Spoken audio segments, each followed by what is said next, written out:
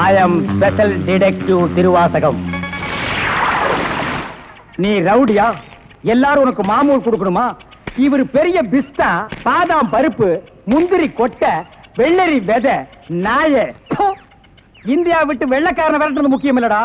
உங்கள மாதிரி மாமூல் வாங்குற பசங்களை விரட்டினா தாண்டா இந்த நாடே உருப்படும். கவர்மெண்ட் வண்டி எடுத்துக்கிட்டு கவர்மெண்ட் பெட்ரோலையும் டீசலையும் போட்டுட்டு கள்ளச்சாராயம் காய்ச்சறவன், பிரார்த்தல் பண்றவோ, பிளாக் மார்க்கெட் பித்தலாட்டம் பண்றவனுங்க, மொல்ல மாறி முடிச்சவைக்கு இவங்க கிட்ட எல்லாம் அவங்களே மாமூல் வாங்கும் போது நம்ம வாங்கினா எவன் கேட்பாங்கிற தைரியம்டா உங்களுக்கு. கேச்சே, நாங்களே எங்க நாட்டை ஆண்டுக்கிறோம்னு வெள்ளைக்காரங்கிட்ட இருந்து வாங்கி இவர்களே கொள்ளையடிக்கிறானுங்க, இவர்களே திருடிக்கிறானுங்க, இவர்களே பாம் வைக்கிறானுங்க, இவர்களே பஸ்ஸை கொடுத்துறானுங்க, ரயில கவுத்துறானுங்க. பத்தா குறைக்கு புதுசு புதுசா கட்சிகளை ஆரம்பிச்சு ஜனங்களை குரூப் குரூப்பா கொள்றானுங்கடா.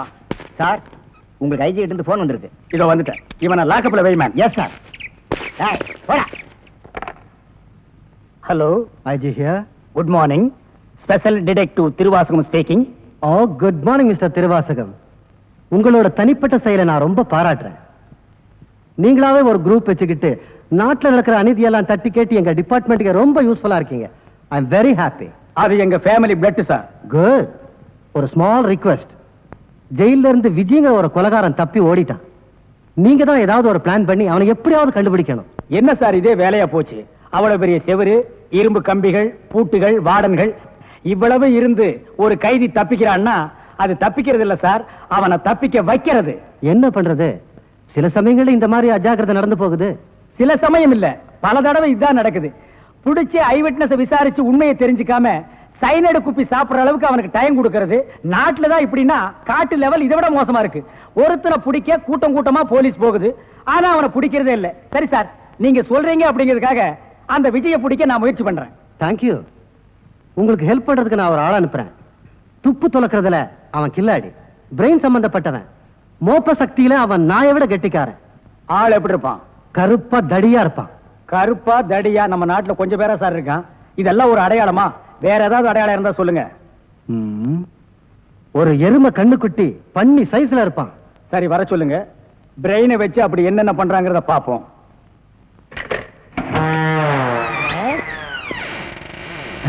Good morning sir.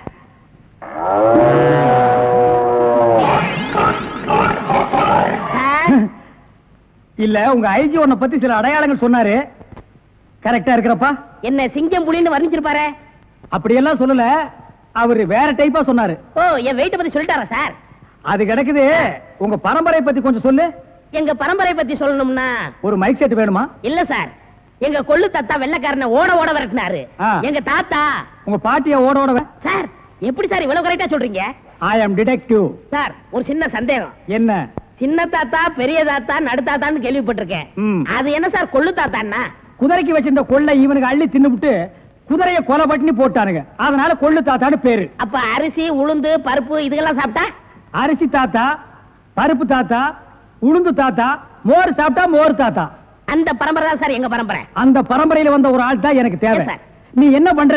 இங்கிருந்து போற, எங்கெங்க என்னென்ன நடக்குதுங்கிற பாக்குறேன். அது அப்படியே வந்து என்கிட்ட சொல்றேன். என் குரூப் வச்சு நான் அவங்களை அமைக்கிறேன். உங்க ஐஜி உன்னை பிரெயின் சொல்லிருக்காரு. நீ பிரெயினை மட்டும் யூஸ் பண்ற. ஓகே? Okay sir.